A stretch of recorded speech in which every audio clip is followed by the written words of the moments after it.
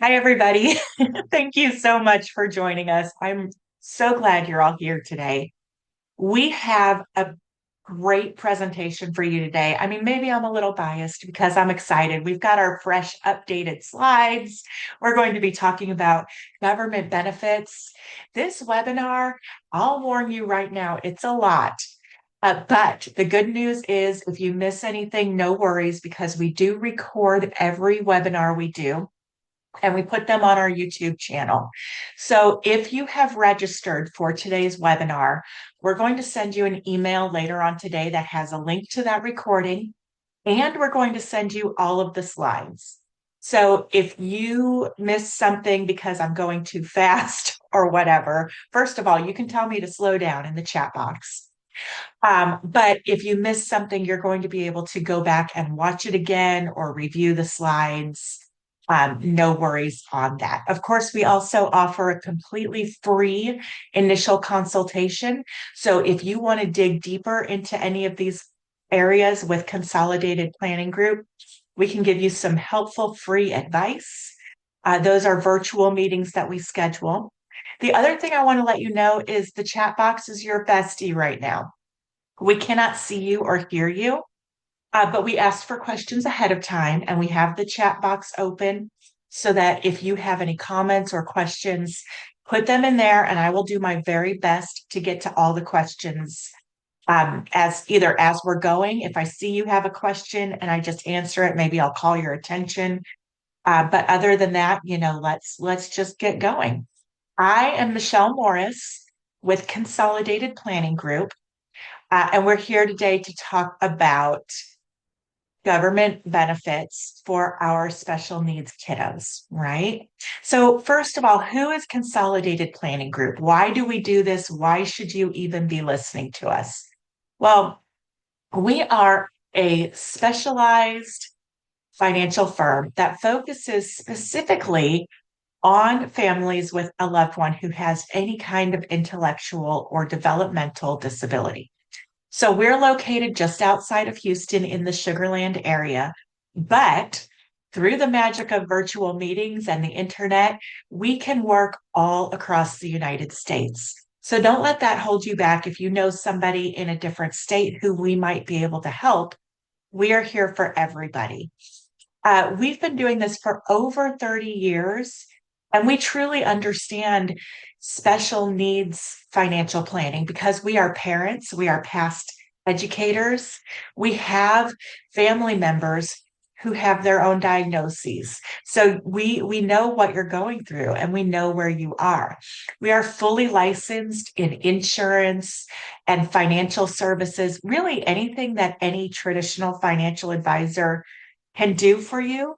We do those things, but through the lens of understanding that you have an individual in your life who might need your help for the rest of their life, not just the rest of your life as their parent. So, qualifications, what qualifications do we have?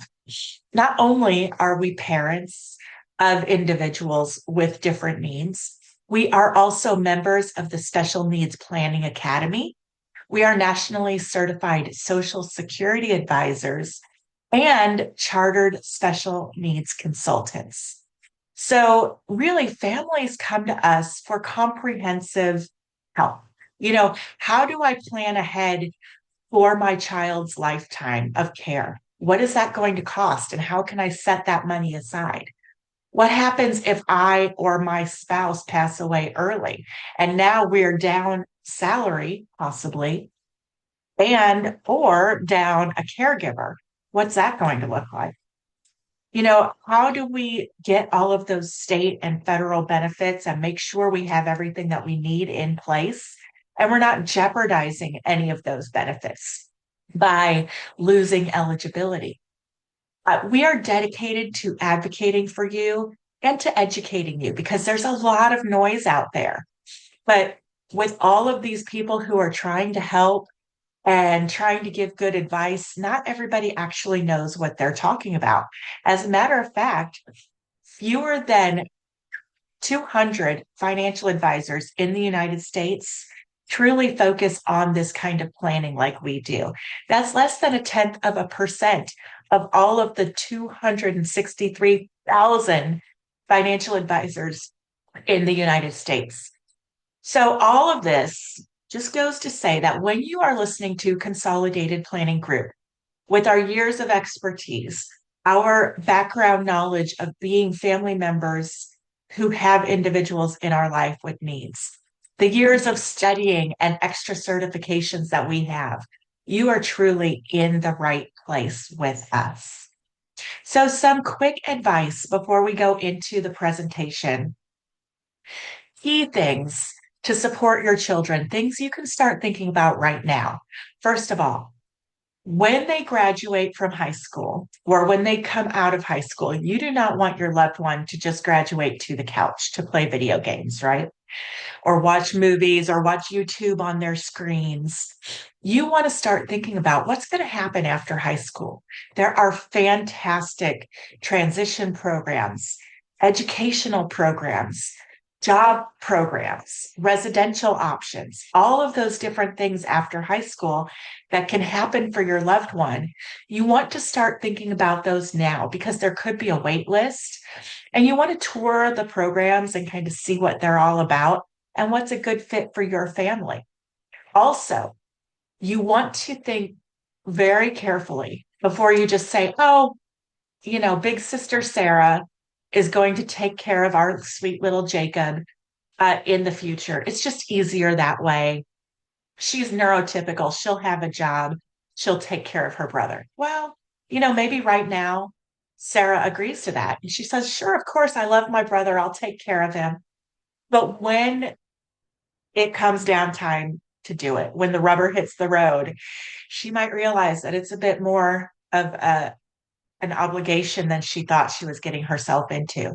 She might realize that she's no longer willing or able to take care of her brother, but she doesn't want to disappoint you.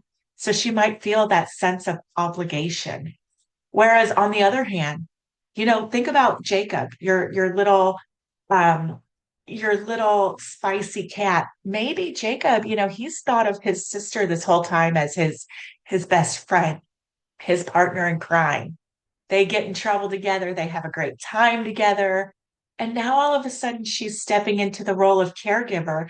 He feel a little bit of resentment for his sister, if all of a sudden his bestie is acting like mom. That's not right. So both sides of that picture, you just want to be careful before you assume that a loved one is going to be the best successor caregiver. So today we're focusing on government benefits. We're going to be talking about state waiver programs, SSI and SSDI and the difference between those things, how and when you apply for your benefits, all of that kind of stuff, and even ABLE accounts. We're going to touch on that a little bit. So as we go through the presentation, again, we are recording. We will send you the slides and a link to the recording. And I will get to as many of your questions as possible, whatever you put into the chat box. So I already see Joshua is asking a question in the chat box about Medicaid and Medicare and making sure there isn't a lapse. I promise we will talk about that, Joshua. Okay, so what does this all look like? In the timeline, the grand scheme of things, first of all, at some point, your child will get a diagnosis. Work with your doctor, make sure that everything is documented. Why do we have this diagnosis? What evidence is there? Make sure that these things are going into your child's medical record because in the future, it's going to be very important.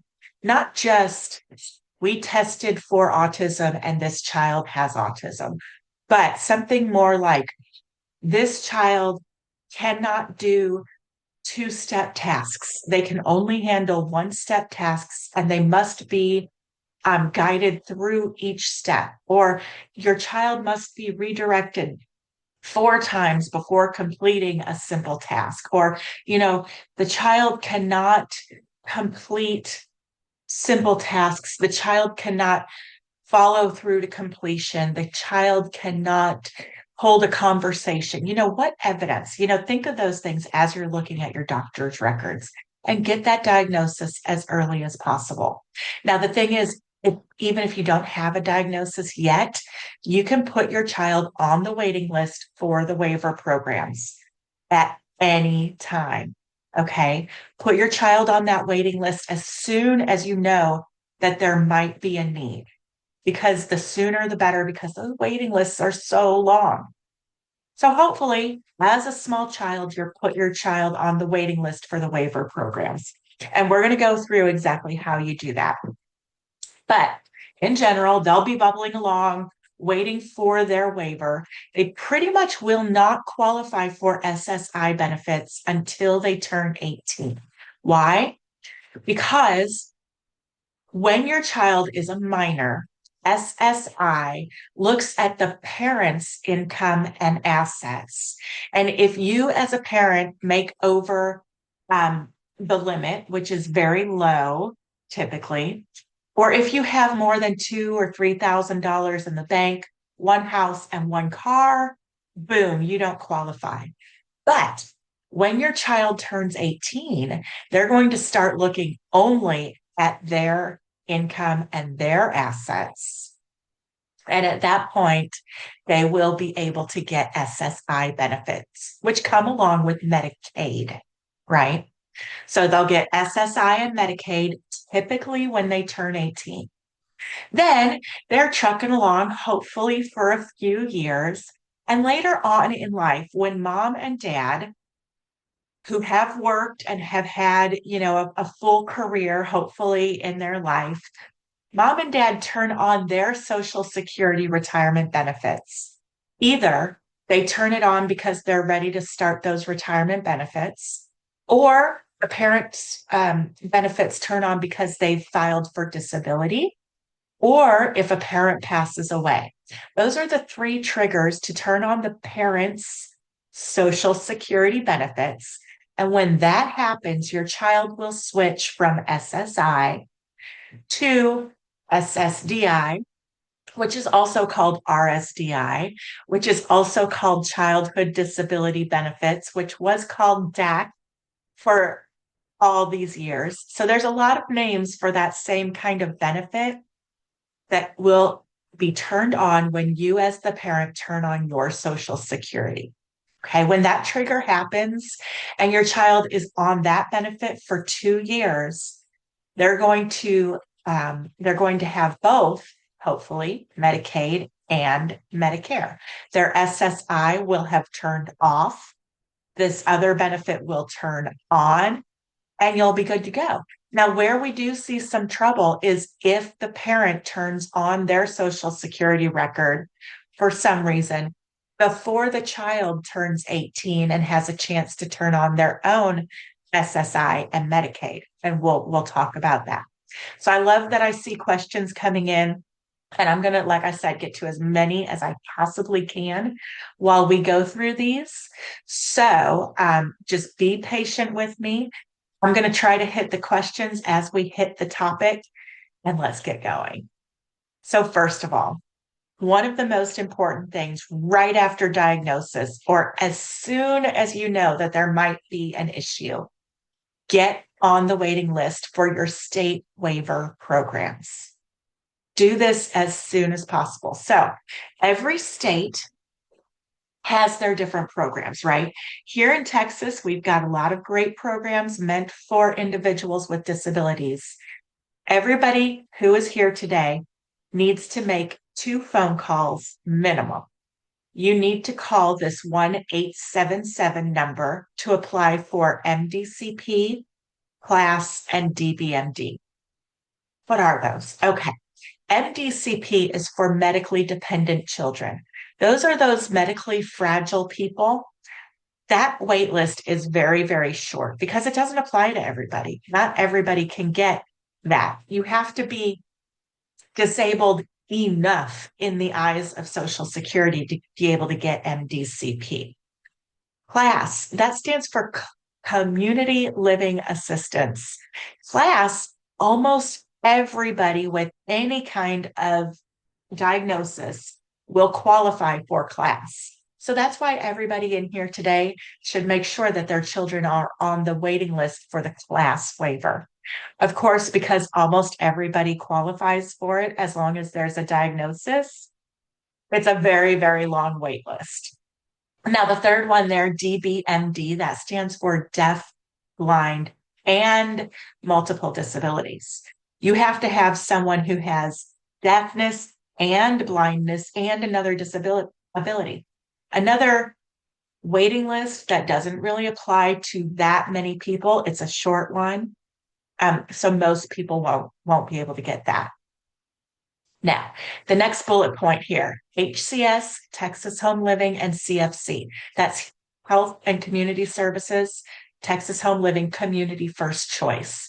For these waiver programs, you want to contact your local Intellectual and Developmental Disability Authority, or LIDA. Your LIDA, some people call it LIDA, whatever. Some people just refer to it as your local authority. In order to find out who your LIDA is, you can go to this link or you can just call 211. Dial 211. They will hook you up with your local authority and you tell them that you want to be put on the waiting list for all of the waiver programs. Finally, Star Plus. Star Plus is for ages 21 and above. So if your loved one is over age 21, and medically fragile.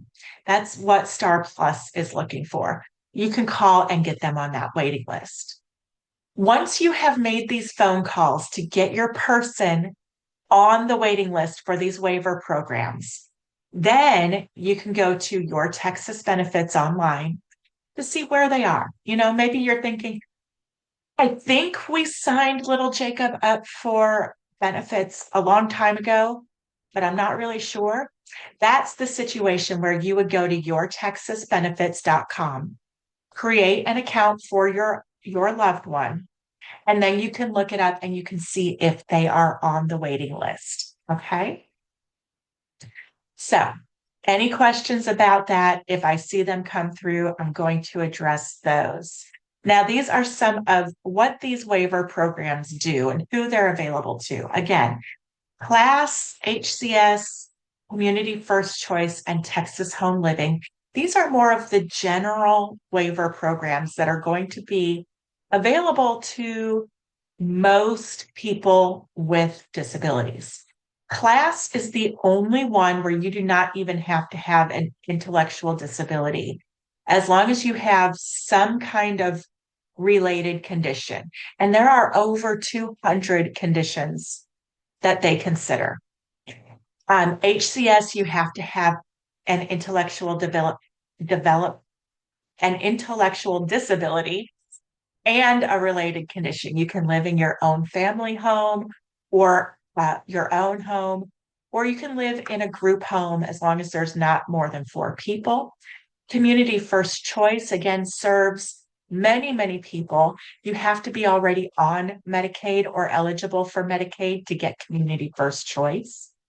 And Texas Home Living is for children and adults with related services. Now, they don't provide any help for housing, so you do have to be in your own home or your family's home for that Texas Home Living. Real quick, scooting through the questions to make sure I'm on track. Now, when you're on these waiver programs, if you get a waiver, they do come with Medicaid. So if you don't already have Medicaid and your name comes up for a waiver, you will get Medicaid.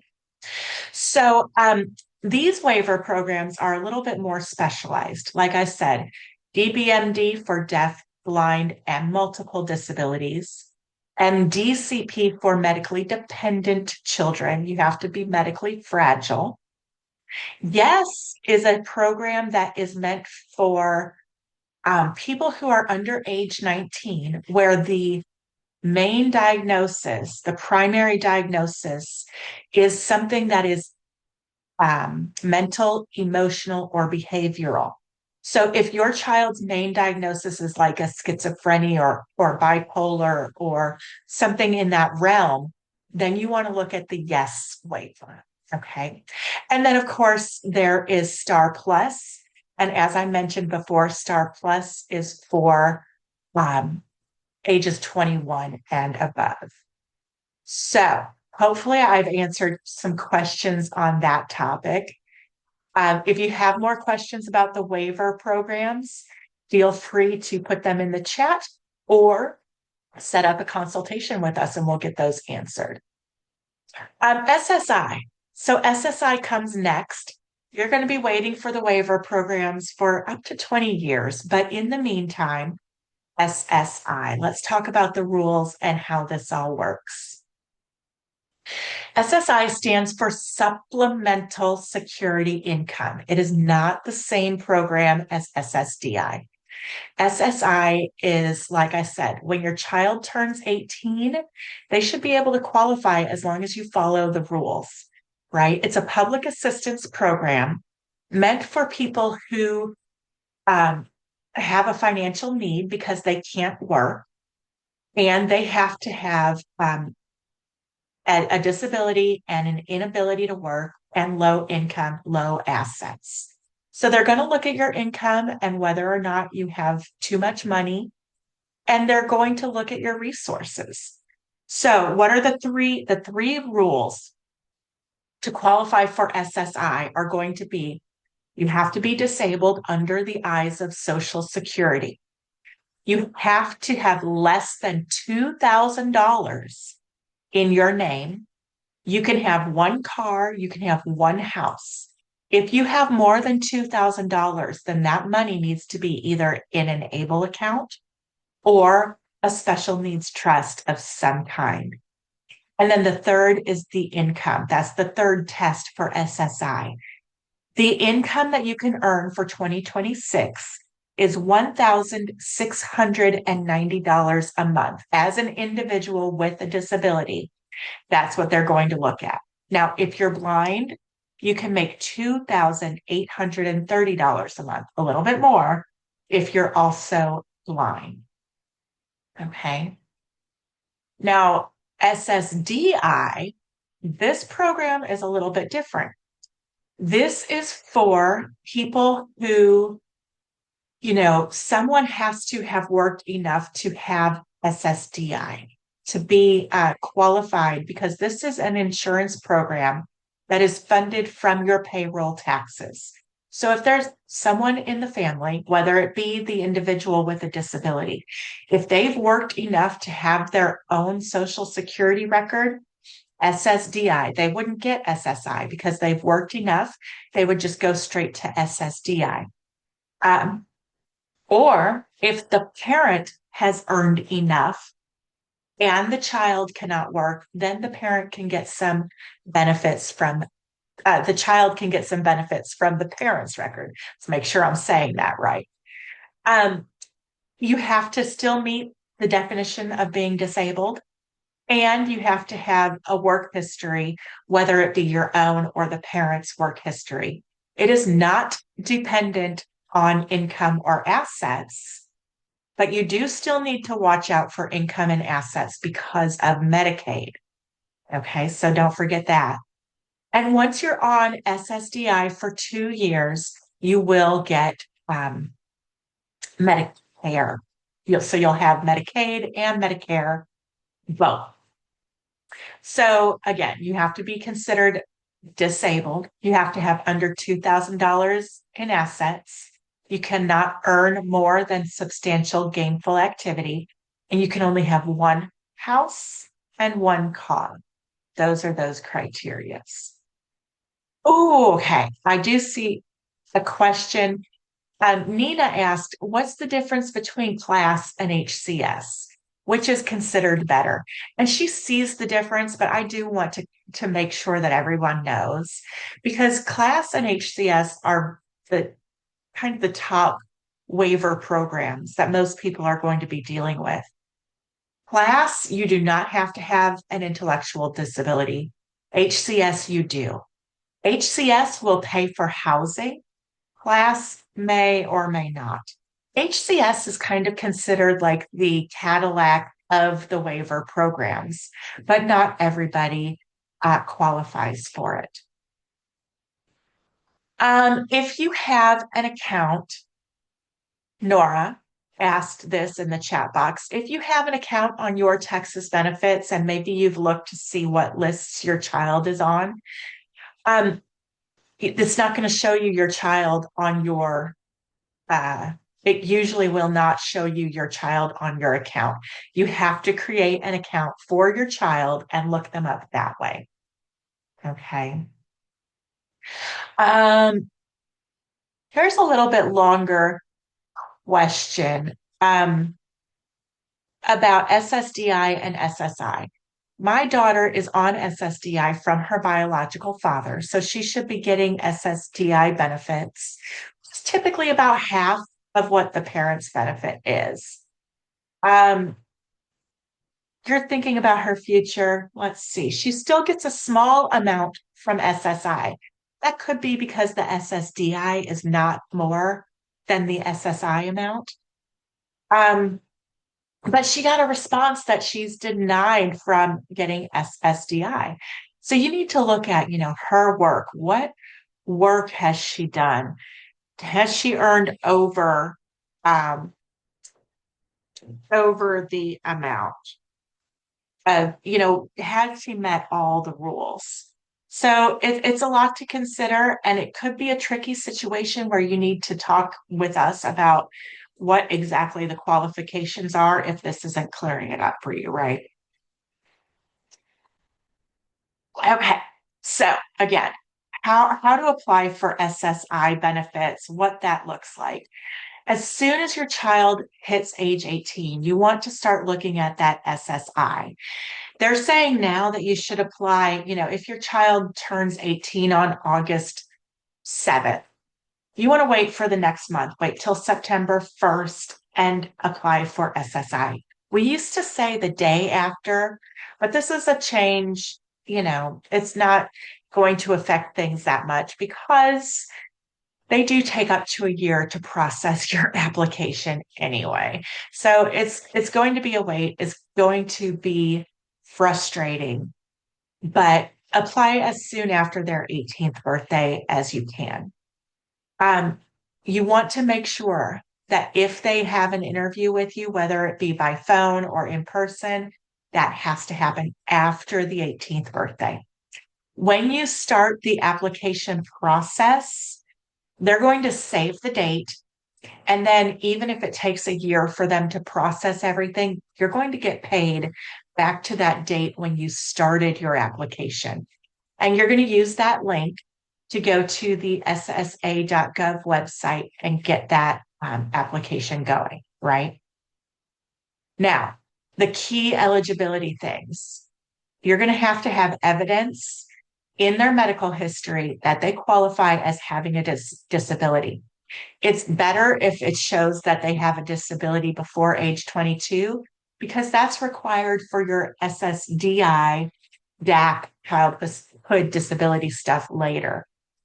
But as you sit down to fill out your SSI application, make sure you've got your child's medical history. You want to know the names and contact information for any treating physicians.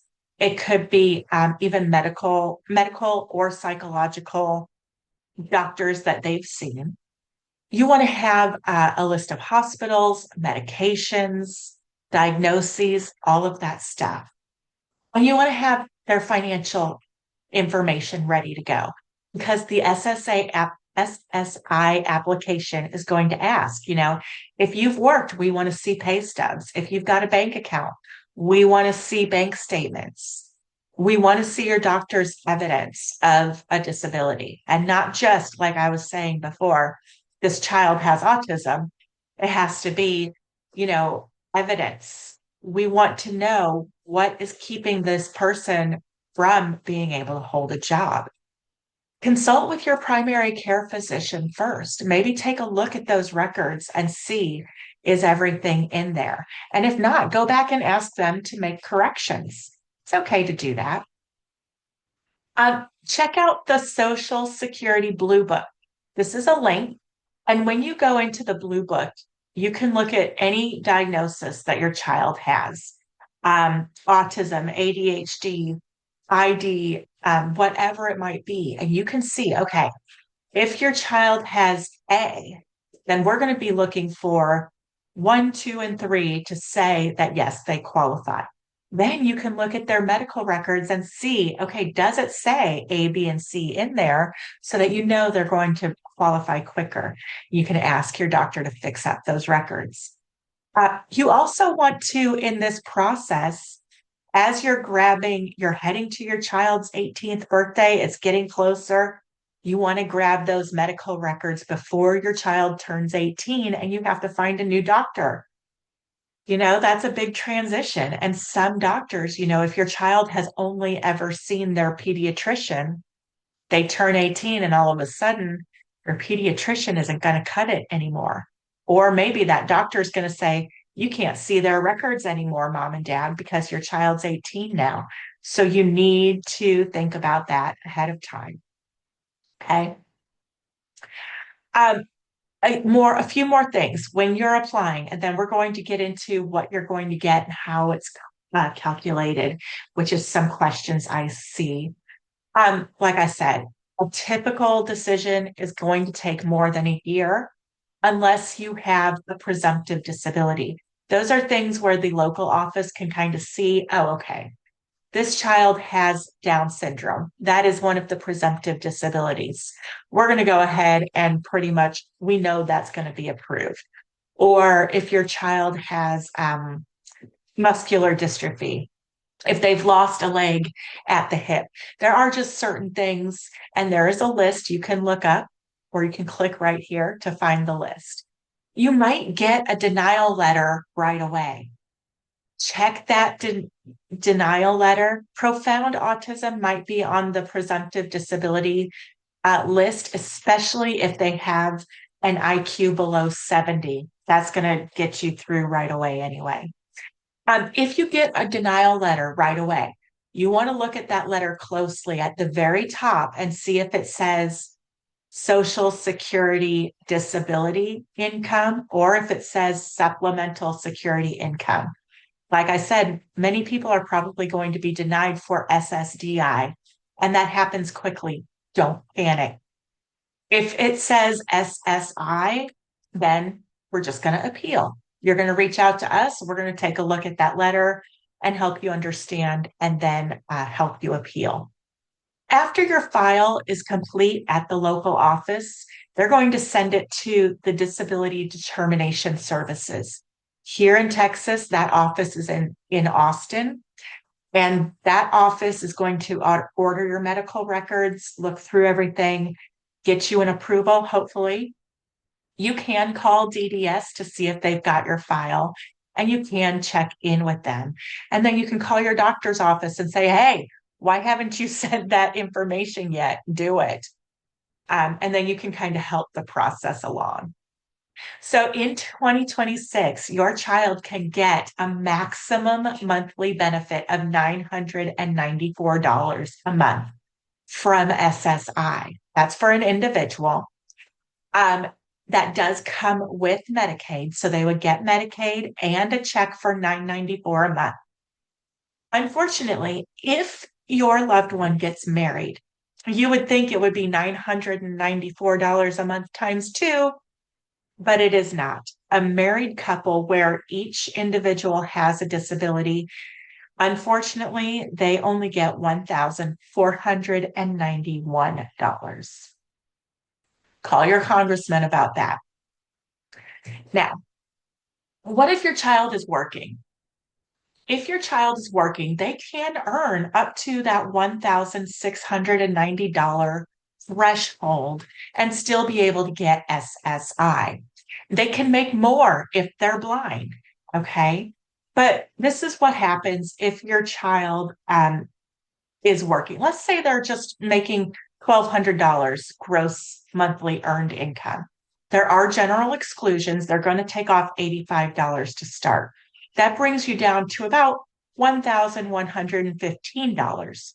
You divide that number by 2, that gets you the $557.50. And then you subtract that from the full amount available. I see I need to update that 967 to the 994. but you get what I'm saying on this slide, right? You subtract the full amount they can get from that number that you got, and that is the amount that they should be paid from SSI benefits. Now, there is something else that can impact how much money they get, and that is, if they're working and they're also still in school, if they're regularly attending school. And there are rules for how much you have to be in school for that to be considered. But if they're regularly attending school and working, then they can make a little bit more before they start bringing down the amount of SSI that they're going to get paid. And, this doesn't apply to everybody, but you have to ask for it from the Social Security Administration. You need to tell them. They're not going to say, "Oh, is your child working?" And you say yes. And they say, "Okay." And is your child getting SSI benefits? And you say yes. They're not even going to put that together in their heads. You're going to have to say, "We want the student earned income exclusion." And then they'll apply it. Now, another thing that would have a big impact on SSI is child support. So, you know that when you're on SSI, we talked about income, we talked about assets. Child support, unfortunately, will count as income for people who are 18 and above because that money is supposed to be theirs. It's not the parents' money, it is the individual's money. And, in Texas and in many other states, you can get ongoing child support even after age 18 if your child has a disability. So the problem becomes, okay, we're getting ongoing child support. Now my child is 18, so this child support payment counts as income. And that will reduce your child's SSI payment. So what you need to do is redirect that payment into a first party special needs trust. A special needs trust is not counted against your child's assets. So any money that they have in there won't count against SSI or Medicaid. You do need an attorney to set up the special needs trust for you. And it does have to go through the court. The court has to say, yes, this child support will be redirected to the first party special needs trust. And that's how you have to do it so that that money doesn't count against your child. Work with your attorney if you're in the process of getting divorced. If it's already passed and this is already a thing in your life, you will have to go back to the court and get that redirection order. Okay, they will have to update your divorce decree to do that. So it might take two attorneys to do this, one who understands how to set up the first party special needs trust and one who understands how to talk to the court to get that money redirected. But it is worth it and it is important. Okay, so don't just let that go to waste.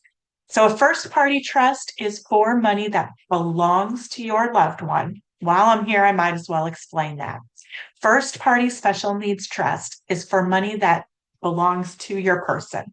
That would be money from working, money from child support, money from, if there was a court settlement and, you sued the doctor because there's a disability and you get money for your child, that would go into the first party special needs trust.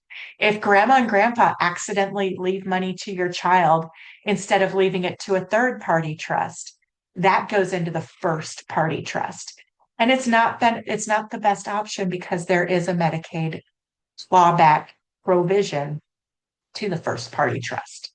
Okay, so let me finish up here talking real quick about those Social Security benefits, the childhood disability benefits, SSDI, whatever you want to call these things. So if the parent turns on their Social Security retirement or becomes disabled and turns on their own disability, then the child benefit will be turned on and they will get up to 50% for 50% of the parent's amount, whatever benefit amount the parent gets, primary insurance amount, that's what the child should receive. And you have to show that the child became disabled before age 22.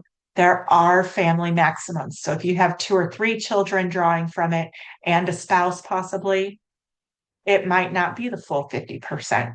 Now, when that parent passes away, you get up to 75% of that benefit. Okay. And is also still a family maximum. One problem we see is if a parent passes away when the child is still a minor and you have not turned on SSI benefits yet, you have not gotten Medicaid yet, you could be locked out of getting Medicaid. It's okay. You can possibly still get waiver programs. You're just going to have to wait longer. And you will still get Medicare 2 years after the child turns 18. So it's not like all hope is lost, but that is one issue, one area of possible problems. So to get your childhood disability or SSDI, you do have to be over age 18. You have to have that disability that started before age 22. The parent has to have worked. You cannot get this benefit if you're married. That's the second part that I've mentioned. Getting married really comes with penalties, unfortunately. You get Medicare after you've been on this benefit for 2 years, 24 months after age 18. So if your child, like let's say a parent dies and they're getting this benefit turned on when they're 16, that does not mean that you're automatically going to get Medicare when they turn 18. They have to be 18 plus be on this program for 24 months. Okay. Again, when you turn on SSDI, the SSI will end. Hopefully, you'll be dual eligible for both Medicare and Medicaid. Let's talk about ABLE accounts. An ABLE account is a tax advantage savings plan where you can set money aside for your loved one. It does not count against them for any of their benefits. It earns income, which is kind of cool. And you can use the money in the ABLE account for anything that your child needs.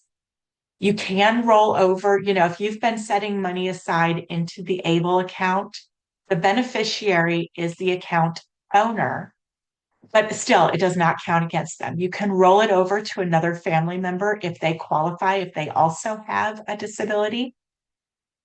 And a thing about ABLE accounts, if there's money left over when your loved one passes away, Medicaid can come claim reimbursement. So it's important that you either just understand, hey, there's $50,000 in the ABLE account, and when my loved one dies, I don't care if Medicaid takes it because they've paid way more than that for us. Or you spend it down and you know that you got to kind of play the game. That's up to you. It's your money. You can put in $20,000 this year into the ABLE account. That's per ABLE account, not per person putting money in. So if grandma and grandpa want to put in $15,000, then mom and dad could only put in 5,000, or the individual can only put in 5,000. But anybody can put money into that ABLE account for little Jacob. There is an additional amount of money that you can put in if you're working. So this year it's $15,650. So let's say grandma and grandpa put in 20,000. Jacob has a job where he makes $10,000 a year. He can put in that $10,000. If Jacob has a job where he makes 20,000, he can put in $15,650. You can roll over a 529 529 college account into your 529A because they're both parts of the same tax program, basically.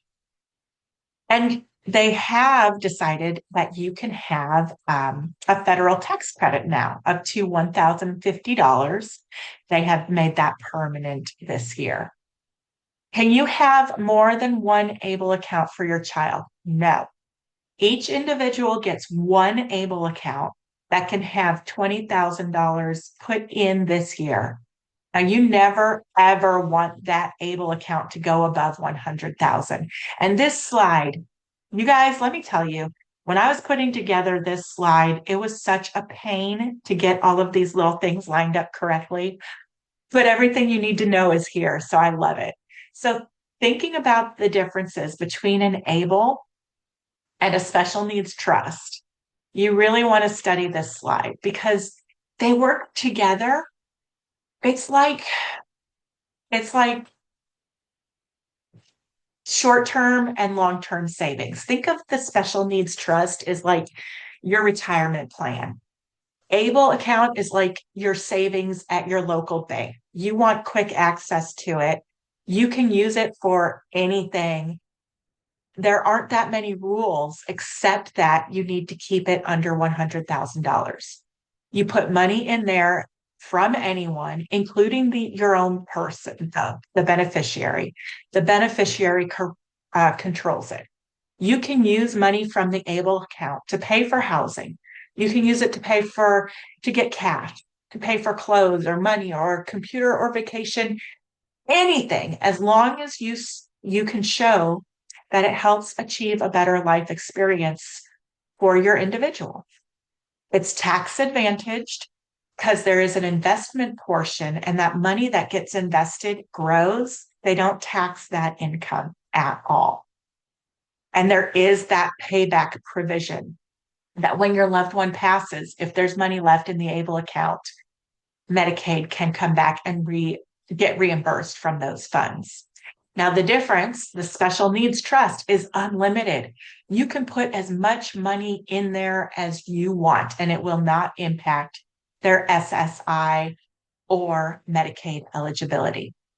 You can put any asset type. You can roll your life insurance, your investments, and go to your loved one's special needs trust when you pass away. It is under the control of a trustee. So for the trustee for the special needs trust, you might have a family member do it. If you have a trusted, competent family member, you can hire a corporate trustee and pay a fee, but they can take care of that stuff. Now, with the special needs trust, it can be risky if you use that to pay for housing. So the rule is that if your loved one is still on SSI benefits, you can't use the special needs trust to pay for housing, or they will cut down your SSI benefits.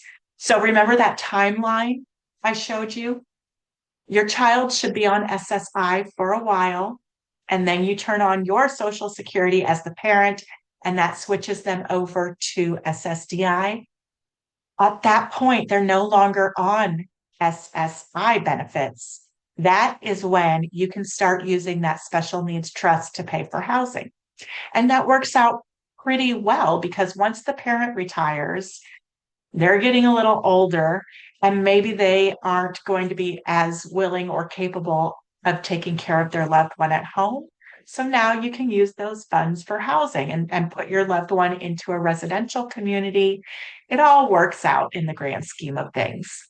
Now, the special needs trust is taxable on that income, but there is no payback provision on the third party special needs trust since it's funded by a third party. Okay. And that means that you can have a residual beneficiary on the third party special needs trust. You can and should have both of these accounts, just like you and I have, my 401k, my retirement planning. That's my special needs trust. Things I'm not going to touch for 30 or 40 years. I'm not even going to look at it. Think of that as the special needs trust. But I also have a savings account as well as a checking account at my bank for things I want to save for, but it could be tomorrow I might need that money. It could be next year. Think of that. That's the ABLE account. Okay. And you can sign up for an ABLE account all across the United States. There are over 50 different ABLE accounts for you to choose from. We at Consolidated Planning Group can set up an ABLE account for you. We don't charge anything to do that. If you do it through us, we sign our clients up through the ABLE America account that's through the state of Virginia. There is a minimum of $250 to open the account. We don't charge you anything to do the paperwork and set it up for you. But you can do that through us, or you can go online and create your own ABLE account anywhere across the United States that you want to do that. Uh, so these are the last few slides. Some things to keep on your radar, things that we look at with our clients. This link will take you to upcoming webinars so that you can pre-register for them. And this is our team. We have 4 financial advisors. We work as a collaborative group on every single client. So you get 4 experts working for you. Now you see all these smiling faces.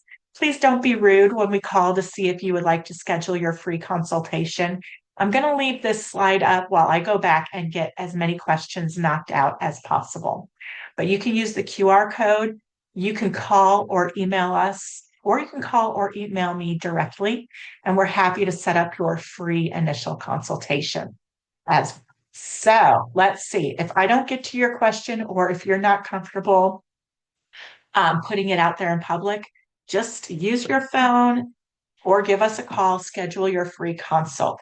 What are some lists that individuals need to be enrolled in to make sure there isn't a lapse in Medicaid and Medicare? Okay, so Joshua and everyone else, I hope you listen carefully to this. Sometimes when you switch from SSI to SSDI and you make that switch from Medicaid to Medicare, they get confused. All you need to do, the H1200 form, and if you email me or call me about this, I'll let you know. The H1200 form, you need to fill that out again and send it back into your local office. And you need to write them a note that says, like, my child is disabled. They cannot lose their Medicaid waiver, so you cannot take them off of Medicaid. They're in this special group that requires them to stay on Medicaid. And this is one thing that the Social Security Administration actually does very well. When you tell them that, they're going to go ahead and switch them back immediately, and it's not a big deal. Even though, if you get word that your kid is going to lose Medicaid, obviously it's going to make you panic, but you don't need to. It's truly okay. Daniel wants to know, my adult son is 38 and has been on Social Security, SSI, SSDI for many years. He's worked at Lowe's. He has some of his own work credits. He's been on HCS. I recently started my own Social Security, and he's entitled to 50% of mine. And that will cause him to lose SSI, right? And he should retain his Medicaid because of the Pickle Amendment. This person knows exactly what they're talking about. What do I do to reach out and make sure this happens? Reach out to your local Health and Human Services office, your local Social Security office, dial 211. But like I said, they're going to get you right back on those benefits if you file a new H1200 and let them know.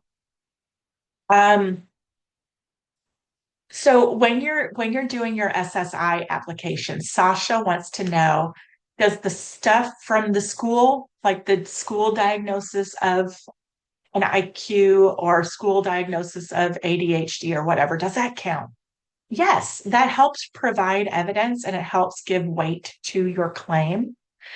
But really, you're going to want doctor's evidence if you have that. You can also upload and send in school records, psychiatrist records, any proof that you have that your people deserve this benefit. Go ahead and get that in there. My son is a special needs child going through the ESL program. Are there any government programs? Yes, if there are needs, get your child on all of those wait lists that qualify them.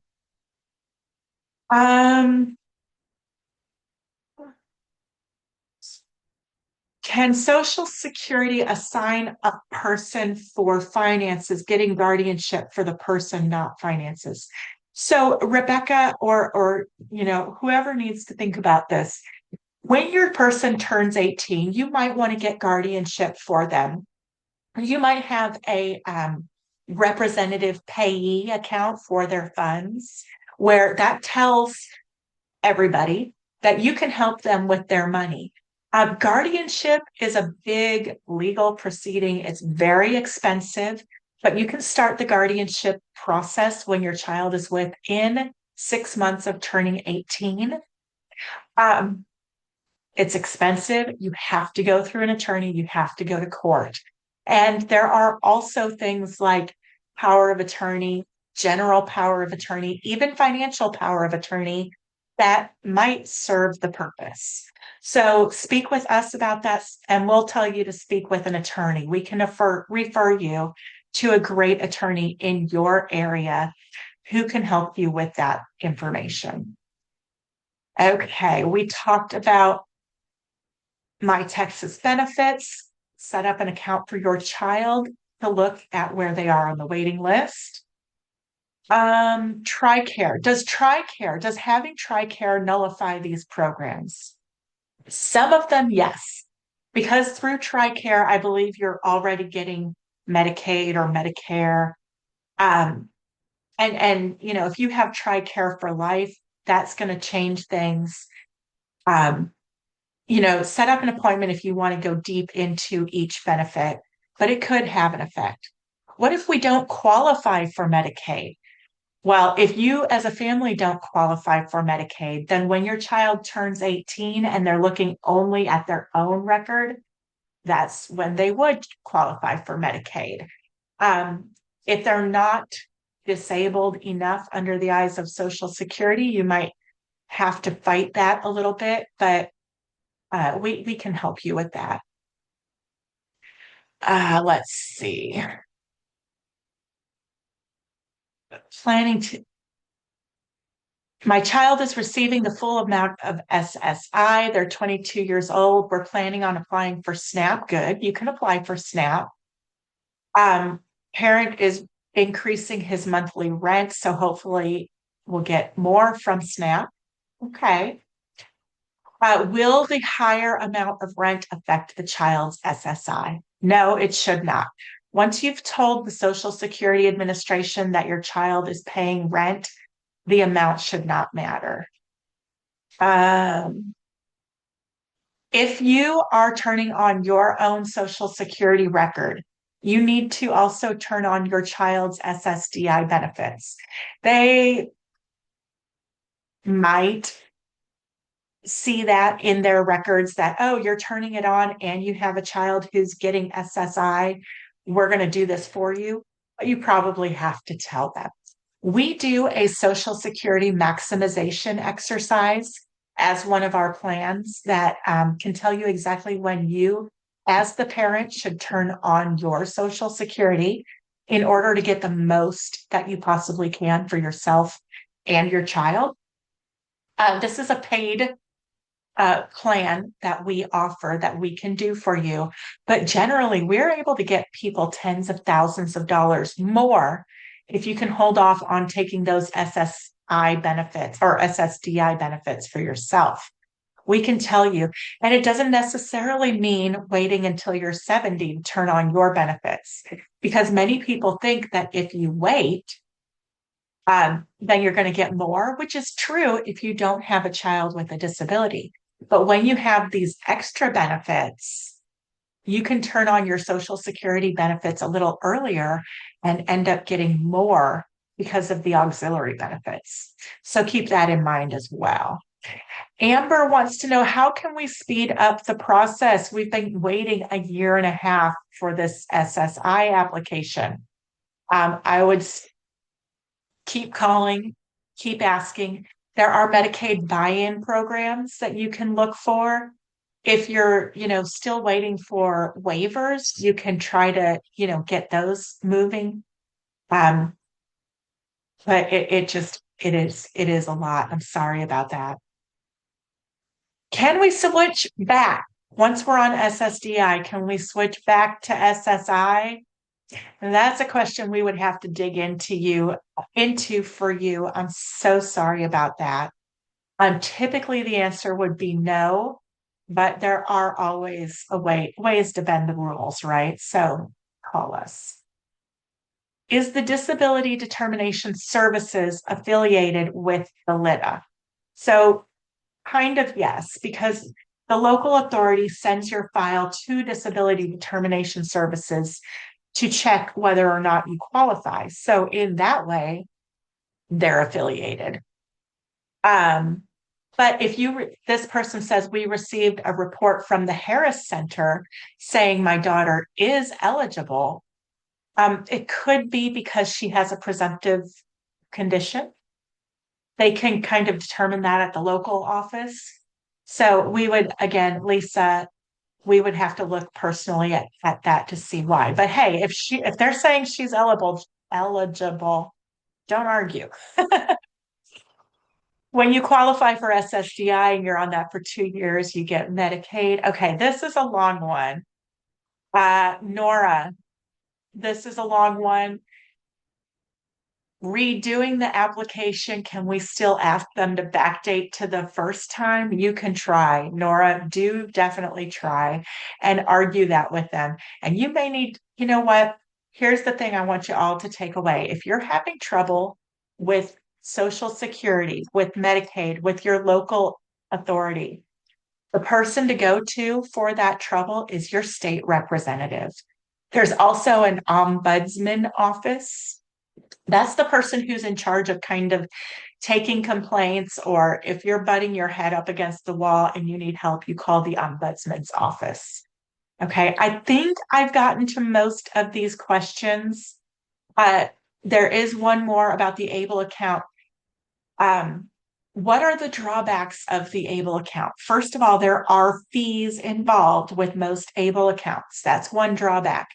Other thing about the ABLE account is there is a Medicaid reimbursement clause. If you leave money sitting in there, it can go back to Medicaid.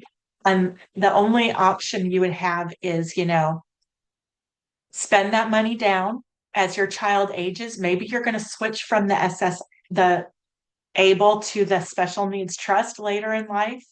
Maybe you're just going to spend it down. Maybe you can leave it. You have another family member, or else it's going to go back to Medicaid.